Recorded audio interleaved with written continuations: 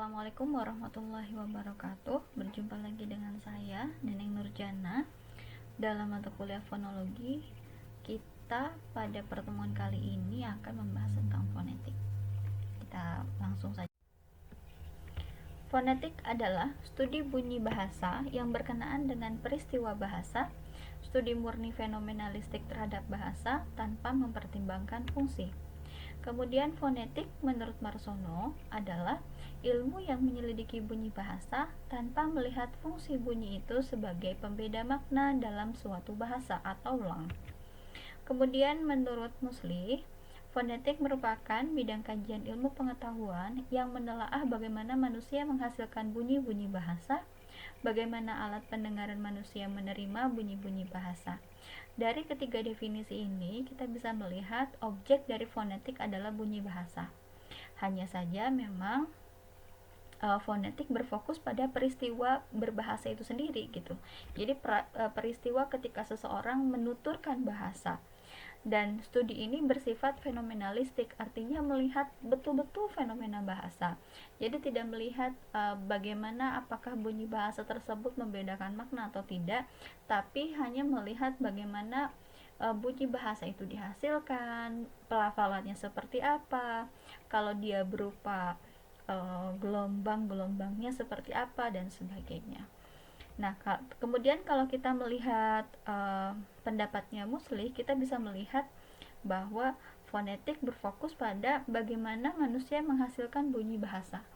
Ini artinya ketika seseorang melafalkan bunyi A atau bunyi U, itu kira-kira bentuk mulutnya seperti apa, bentuk lidahnya seperti apa, yang bergerak lidahnya kemana, dan sebagainya. Kemudian dan bagaimana pendengar manusia menerima bunyi-bunyi bahasa. Jadi ketika bunyi-bunyi bahasa itu sampai ke telinga dan kemudian diolah oleh telinga, nah itu menjadi bagian dari fonetik. Kita lanjutkan ya teman-teman. Fonetik berguna untuk yang pertama memberikan deskripsi yang tepat mengenai bunyi bahasa. Jadi kita mengenal ada yang disebut sebagai aksara. Aksara dalam bahasa Indonesia terutama ya, itu melambangkan bunyi. Misalnya aksaranya A, bunyinya A. Nah, itu aksara melambangkan bunyi, begitu ya. Kemudian memberikan deskripsi pembunyian bunyi bahasa pada bahasa tertentu. Misalnya ketika kita belajar bahasa Inggris, kita tidak tahu kalau aksara A, I, dan R itu dibacanya seperti apa. Apakah air atau air, misalnya, begitu ya. Kemudian kita juga bisa mengetahui kesalahan dalam pembunyian bahasa ketika kita belajar fonetik. Misalnya ketika seseorang yang katakanlah masih cadel gitu ya, masih mempelajari bahasa, masih mempelajari bunyi bahasa, kan agak sulit membunyikan bunyi R. Misalnya jadinya L. Terutama untuk anak-anak yang masih 3 atau 4 tahun begitu ya, susah sekali untuk membunyikan bunyi R. Nah, kita bisa tahu letak kesalahannya ada di mana ya, begitu ya. Jadi kira-kira apa nih yang belum sempurna. Baik, ini adalah salah satu contoh pemanfaatan dari fonetik. Ini saya ambil dari Oxford Dictionary. Ketika kita ingin mengetahui pembunyian dari aksara I, N, V, I, G, O, R, A, T, E itu seperti apa gitu ya. Nah, kalau kita lihat ada pronunciation, dan itu ada lambang speaker, dan kalau kita klik ada bunyinya, tapi di sampingnya itu ada tulisan fonetis dan kita bisa baca invigorate gitu ya, invigorate. Oh, cara bacanya seperti ini, begitu ya. Berarti dalam hal ini tulisan fonetik itu sangat bermanfaat untuk mendeskripsikan bunyi dari kata dalam bahasa asing, karena kan kita tidak tahu ya pelafalan dalam bahasa asing seperti apa. Oke, fonetik juga dapat diaplikasikan untuk dasar pengajaran bahasa yang memanfaatkan metode fonik atau phonics. Kita bisa lihat nanti ya videonya seperti apa. Dan kemudian memperbaiki kualitas tutur, misalnya pada anak yang mengalami keterlambatan bicara atau speech delay, atau anak yang mengalami terapi bicara. Kemudian pengembangan kecerdasan buatan atau artificial intelligence seperti Google Home, Jetbox, atau Amazon Echo. Ini kita bisa lihat pas kuliah ya. Jadi fonetik juga bermanfaat minimal dalam ketiga hal ini. Jadi sebagai pengajaran bahasa, kemudian sebagai dasar untuk memperbaiki kualitas tutur, dan sebagai pengembangan kecerdasan buatan. Ada jenis-jenis kajian fonetik. Yang pertama, fonetik fisiologis atau fonetik organis atau artikulatoris. Ini namanya banyak ya, ada 3 nama, tapi sebetulnya yang paling banyak digunakan adalah fonetik artikulatoris. Bidang fonetik yang mengkaji tentang penghasilan bunyi-bunyi bahasa berdasarkan fungsi mekanisme biologis organ tutur manusia. Jadi jenis fonetik yang pertama ini, yang artikulatoris ini, adalah bidang fonetik yang mengkaji bagaimana bunyi-bunyi bahasa itu dihasilkan. Kalau kita ingat-ingat pada masa kecil kita kan belajar bahasa Arab itu mempelajari makharijul huruf. Nah, makharijul huruf ini bagian dari fonetik artikulatoris. Kemudian ada fonetik akustik. Fonetik akustik adalah bidang fonetik yang mengkaji struktur bunyi-bunyi bahasa, bagaimana alat pendengaran manusia memberikan reaksi pada bunyi-bunyi bahasa yang diterima. Nah, sebetulnya bidang fonetik akustik ini mengkaji struktur, lebih mengkaji pada struktur bunyi bahasa. Kalau kita mengingat pelajaran fisika waktu kita bersekolah di SMA begitu, gelombang itu merupakan bentuk dari suara. Jadi suara itu kalau kita visualisasikan itu bentuknya menjadi gelombang, begitu ya. Nah, ketika suara itu direkam dan kemudian kita ingin melakukan analisis, maka yang dianalisis adalah gelombang bunyi bahasanya. Jadi gelombang bunyi bahasanya. Jadi fonetik akustik ini mengkaji bagaimana gelombang bunyi bahasa dari sebuah tuturan. Kira-kira kurang lebihnya seperti itu. Kemudian fonetik auditoris merupakan bidang fonetik yang mengkaji sistem pendengaran terhadap rangsangan gelombang bunyi yang diterima. Jadi kalau fonetik artikulatoris itu berfokus pada bagaimana kita menghasilkan bunyi-bunyi bahasa, jadi fokusnya adalah ke organ alat ujar begitu ya.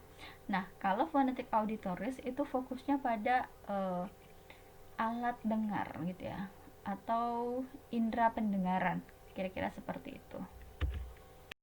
3 jenis kajian fonetik tadi kalau kita gambarkan menjadi gambar seperti ini. Jadi ada mulut manusia, ada kemudian alat ucap yang menjadi simbol atau menjadi perlambangan dari fonetik artikulatoris. Kemudian ada fonetik akustik, gambarnya adalah gelombang bunyi bahasa. Kemudian ada fonetik auditoris, itu lambangnya adalah telinga. Jadi yang pertama adalah mulut atau alat ucap. Ini penampakan alat ucap dari belakang, ada ujung lidah, kemudian pangkal lidah, ada kerongkongan ke dalam, dan gigi dari belakang sampai ke depan. Kemudian ada gelombang bunyi bahasa. Kalau kita belajar fisika kan begitu ya, bunyi itu bentuknya adalah gelombang. Kemudian ada telinga sebagai icon atau sebagai lambang dari fonetik auditori. Jadi lebih pada bagaimana alat pendengaran kita itu mempersepsi atau menerima bunyi bahasa. Bidang yang berkaitan dengan fonetik. Fonetik seringkali dimanfaatkan terutama dalam bidang gangguan berbahasa atau ketidakmampuan berbahasa atau language disability. Gangguan berbahasa merujuk pada kegagalan atau kekurangmampuan seseorang untuk berkomunikasi dengan menggunakan bahasa lisan dengan lancar. Jadi fonetik ini sangat erat kaitannya dengan gangguan berbahasa. Kenapa? Karena biasanya pada usia-usia tertentu, misalnya usia perkembangan anak itu golden age 0 sampai 5 tahun, itu kan usia yang mana anak mengeksplorasi bahasa untuk pertama kalinya gitu ya. Nah, kadang-kadang ada yang tidak sesuai dengan milestone atau perkembangan yang pada umumnya begitu. Misalnya usia 2 tahun belum bisa berbicara, kemudian ada yang kurang fokus karena autis dan kemudian berbicaranya juga tidak lancar dan sebagainya. Nah, ini bisa dibantu sebetulnya dengan kajian fonetik. Jadi kajian fonetik bisa bermanfaat dalam gangguan berbahasa terutamanya ya. Oke, contoh gangguan berbahasa yang pertama, kegagapan. Kegagapan adalah persoalan ketidaklancaran berbahasa karena kekurangmampuan fungsi artikulator secara normal dan masalah pernapasan. Jenis kegagapan adalah pemandekan, pemanjangan, dan pengulangan. Nah, kalau teman-teman pernah menonton film King's Speech, ini Raja Inggris pada masa itu mengalami kegagapan dan dia dibantu oleh seorang dramawan untuk mengatasi kegagapannya. Jadi ternyata kegagapan itu bisa dibantu dengan olah vokal yang dibantu oleh bahkan sebetulnya bukan ahli bicara tapi seorang ahli drama begitu ya. Contoh gangguan berbahasa yang lain adalah kelumpuhan saraf otak atau cerebral palsy. Ini adalah cedera di bagian tengah sistem nervus otak manusia sehingga proses ujar tidak lancar. Jadi orang yang mengalami cerebral palsy itu biasanya memang lumpuh ya. Lumpuh karena apa? Karena sistem sarafnya tidak berfungsi dengan baik. Kalau kita melihat di berbagai literatur begitu ya, orang yang cerebral palsy memang cenderung lebih lunglai ya, lebih tidak begitu aktif gitu ya. Kalau kita lihat fotonya di sini, ini anak yang mengalami cerebral palsy. Selain terapi bicara, terapi yang dilakukan terhadap anak cerebral palsy atau orang yang kena cerebral palsy adalah terapi dengan fisioterapi ya, untuk menstimulus agar saraf-sarafnya bisa aktif. Contoh gangguan berbahasa lainnya adalah belahan langit-langit mulut, yaitu keadaan langit-langit mulut seorang penutur yang terbelah begitu ya. Jadi kalau kita melihat pada gambar di bawah ini adalah seorang bayi yang langit-langitnya terbelah atau dikatakan sebagai self-palate. Jadi langit-langit atasnya itu terbelah sehingga pelafalan yang dihasilkan itu menjadi tidak fasih begitu ya. Kemudian contoh yang lainnya adalah kerusakan pendengaran tunarungu yang berefek pada gangguan wicara atau berbicara atau tunawicara. Nah, ini yang pernah kita singgung pada pertemuan-pertemuan sebelumnya adalah orang yang memiliki atau yang menyandang tunarungu itu punya efek gitu ya, atau punya kemungkinan yang besar menjadi tunawicara. Kenapa? Karena orang yang tunarungu tidak mampu mendengar bunyi bahasa sehingga ia tidak mampu memproduksi bunyi bahasa, kurang lebih seperti itu ya. Kemudian gangguan berbahasa lainnya adalah afasia. Afasia adalah kehilangan sebagian atau seluruh kemampuan untuk memakai bahasa lisan karena penyakit atau cedera pada otak. Nah, afasia terbagi menjadi dua. Yang pertama adalah afasia anterior atau Broca afasia. Afasia yang terjadi karena kerusakan jaringan pada bagian depan otak dan ditandai oleh wicara yang sulit dan tersendat pada penderitanya. Kemudian ada afasia posterior atau Wernicke afasia, yaitu afasia yang terjadi karena kerusakan jaringan pada bagian belakang otak dan ditandai oleh tidak mampunya penderita memahami kalimat dan lancarnya penderita menghasilkan kalimat-kalimat yang bermakna. Ya, baik teman-teman, ini adalah otak bagian kiri. Yang depan itu adalah Broca, yang belakang itu ada yang putih, itu namanya Wernicke. Jadi ketika seseorang mengalami afasia atau mengalami stroke di bagian depan, misalnya cederanya di bagian depan, maka kecenderungan dia akan mengalami afasia Broca. Nah, sebaliknya ketika misalnya pecah pembuluh darahnya itu ada di bagian belakang di Wernicke, maka juga dia akan mengalami afasia Wernicke. Bedanya ketika orang mengalami afasia Broca, dia masih bisa menggunakan atau membuat kalimat-kalimat bermakna, hanya saja tersendat. Nah, namun kalau orang sudah mengalami afasia Wernicke, dia akan mengalami kesulitan untuk memproduksi ujaran yang bermakna dan memahami kalimat-kalimat yang dituturkan oleh orang lain kepadanya.